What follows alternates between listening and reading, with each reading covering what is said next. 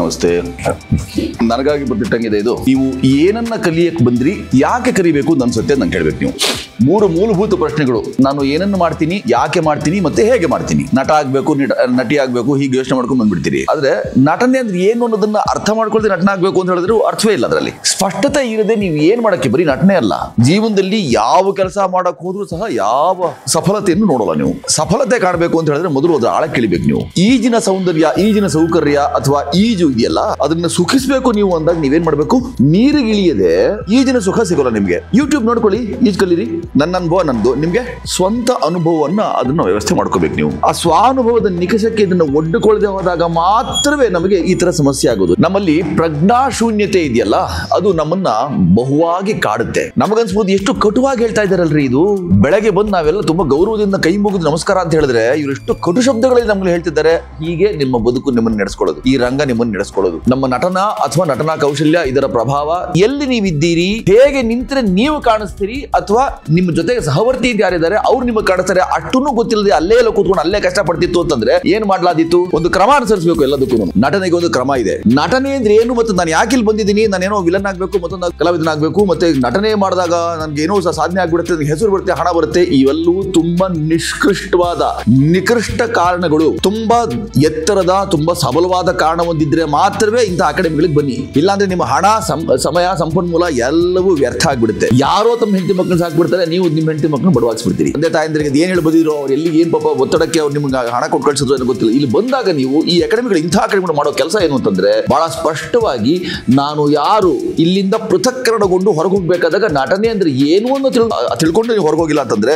ಸಹಜವಾಗಿ ಒಂದು ಬಹಳ ದೊಡ್ಡ ದುರಂತವನ್ನು ನೀವು ಅನುಭವಿಸ್ತೀರಿ ಅರ್ಥ. ಅದು ಬಹಳ ಮುಖ್ಯ. ನಮಗೆ ನಟನೆಗೆ ಬಹಳ ಮುಖ್ಯವಾಗಿ ಬೇಕಾಗಿರೋದು ಬಹಳ ದೊಡ್ಡ ಮಜಲು ಇದೇನೆ. ಅನೇಕ ಸಂಗತಿಗಳಿವೆ.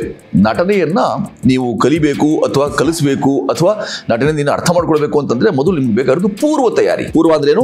ಹಿಂದಿನದು, ಮುಂಚಿನದು. ಅದು ಸಾಂದ್ರವಾದ್ದು, ಗಟ್ಟಿಯಾದ್ದು, ತೀವ್ರವಾದ್ದು ಇಲ್ಲ ಅಂತಂದ್ರೆ ಮುಂದಿನ 60 ವರ್ಷಗಳವರೆಗೆ ನೀವು ನಟನೆಯನ್ನು ಕಲಿತಲೇ ಇರ್ತೀರಿ. ಪ್ರತಿ ಹಂತದಲ್ಲಿ ನೀವು ಕೂತ್ಕೊಂಡು ಒಂದೊಂದು ಭಂಗಿನೂ ಗಮನಿಸ್ಕೊಳ್ಳಿ. ನೀವು ಹಂಗೆ ಕೂತ್ಕೊಂಡು ಹಂಗೆ ನಿಮ್ಮ ಭಂಗಿ ಗಮನಿಸ್ಕೊಳ್ಳಿ. ಒಬ್ಬರು ಭಂಗಿ ಒಬ್ಬರು ತರ ಇಲ್ಲ. ಒಬ್ಬೊಬ್ಬರು ಕೂತ್ಕೊಂಡಿರೋ ಭಂಗಿ ಇದೆಯಲ್ಲ, ಅದೆಲ್ಲವೂ ನಟನೆ ಅಂದ್ರೆ ದೇಹ ಭಾಷೆ ಅಂತ ಕರೆಯುವಂಥದ್ದು ಏನಿದೆ ನಮಗೆ, ಆ ದೇಹ ಭಾಷೆಯ ಭಾಗವೇ ಆಗಿದೆ. ಕೈ ಕೊಟ್ಟ ತಕ್ಷಣ ಅವನು ವಿನಯಶೀಲನಲ್ಲ, ಹಿಂಗೆ ಕೂತ್ಕೊಂಡಿದ್ದ ತಕ್ಷಣ ಅವನು ಧಾರ್ಷ್ಟ್ಯಪೂರ್ಣನಲ್ಲ.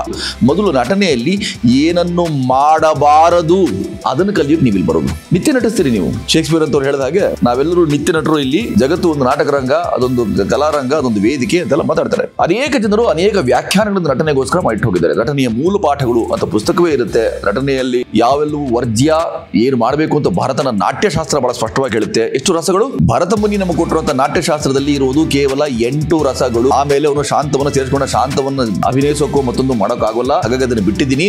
ಅದು ನೀವು ನವ ತಿಳ್ಕೊಂಡಿದ್ರಿ, ಹೇಳ್ಕೊಳ್ಳಿ ಅಂತ ಹೇಳಿದ್ರೆ ಹೊರತು 8 ರಸಗಳನ್ನ ಮಾತ್ರವೇ ಭರತ ಮುನಿ ನಾಟ್ಯಶಾಸ್ತ್ರ. ಓದದವರು ನಟರಾಗೋಕ್ಕಾಗಲ್ಲ. ಎಷ್ಟು ಓದ್ತೀರಿ? ಸ್ಟಾನ್ಸ್ಲವ್ಸ್ಕಿ ಯಾರು? ಸ್ಟಾನ್ಸ್ಲವ್ಸ್ಕಿ ಇವರೆಲ್ಲರೂ ಪ್ಯಾರಿಸ್ನವರು, ಫ್ರೆಂಡ್ಸ್ ಆಗಿ ಕಾಣ್ತಾರೆ ನಿಮಗೆ. ಪೂರ್ಣತ ಮಾಡಬೇಕು. ರಷ್ಯನ್ ಅವನು. ಈ ಎಲ್ಲರೂ ಏನನ್ನ ಆಕ್ಟಿವ್ ಪ್ರಿಪೇರ್ಸ್ ಅಂತ ಹೇಳಿದಾನಲ್ಲ ಅವನು, ಆ ಪ್ರಿಪರೇಷನ್ ಇದೆಯಲ್ಲ ಅದನ್ನ ಪೂರ್ವ ತಯಾರಿ ನಾವು ಕರೆದಿದ್ದೀವಿ. ಓದು ಅಥವಾ ಕಲಿಕೆ ತಳಸ್ಪರ್ಶಿ ಆಗಬೇಕು, ಅಂದ್ರೆ ಇನ್ ಡೆಪ್ತ್ ಸ್ಟಡಿ ಆಗಬೇಕು. ಅದನ್ನು ಎಷ್ಟು ಮಾಡಕ್ ಸಾಧ್ಯವಾಗುತ್ತೋ ಅಷ್ಟೇ. ಕಲಿಕೆ ನಿರಂತರವಾದ್ದು, ನಿತ್ಯ ವಿನೂತನವಾದ್ದು. ಇವತ್ತು ನಾ ಏನ್ ಕಲ್ತಿದ್ದೀನಿ ಅದು ನಾಳೆಗೆ ಅಪ್ಡೇಟ್ ಆಗಬೇಕು, ಅಪ್ಗ್ರೇಡ್ ಆಗಬೇಕು. ಒಬ್ಬ ನಟ ಅಂತ ಹೇಳಿದ್ರೆ ನಿರಂತರವಾಗಿ ಅವನು ಪರಿವರ್ತನಶೀಲ ಜಗತ್ತಿನಲ್ಲಿ ತಾನು ಸಂವಾದಿಯಾಗಿ ಬದುಕಬೇಕು. ತಾನು ಏನ್ ಮಾಡ್ತಿದ್ದೀನಿ, ಯಾಕೆ ಮಾಡ್ತಿದ್ದೀನಿ, ಹೇಗೆ ಮಾಡ್ಬೇಕು ಇದನ್ನ ಅನ್ನೋದನ್ನ ನಿರಂತರವಾಗಿ ತನ್ನನ್ನು ಪೃಥಕ್ಕರಣಗೊಳಿಸಬೇಕು. ಹಾಗೆ ಪೃಥಕ್ಕರಣಗೊಳಿಸದೆ ನಾನು ನಟನಾಗ್ತೀನಿ ಅಂತ ನೀವು ಎಷ್ಟೇ ಅಕಾಡೆಮಿನಲ್ಲಿ ಎಷ್ಟೇ ಲಕ್ಷಗಳು ಸುರಿದ್ರು ಸಹ ನಟರಾಗೋಕ್ ಆಗೋಲ್ಲ. ಇದಕ್ಕೆಲ್ಲ ಸ್ವಂತ ತಯಾರಿ ಮತ್ತೆ ಹೇಗೆ ತಯಾರಿ ಮಾಡಬೇಕು ಅನ್ನೋ ಕೆಲಸವನ್ನ ನಾವು ಅಕಾಡೆಮಿಗಳಲ್ಲಿ ಅಥವಾ ಬೋಧಕರಿದ್ದಾರೆ, ಪಾಠಕರಿದ್ದಾರೆ, ಆ ಕೆಲಸವನ್ನು ಮಾಡ್ತಾರೆ. ನಾನು ಹೇಳ್ತಿರೋ ಸ್ಪಷ್ಟ ಇದೆಯಾ?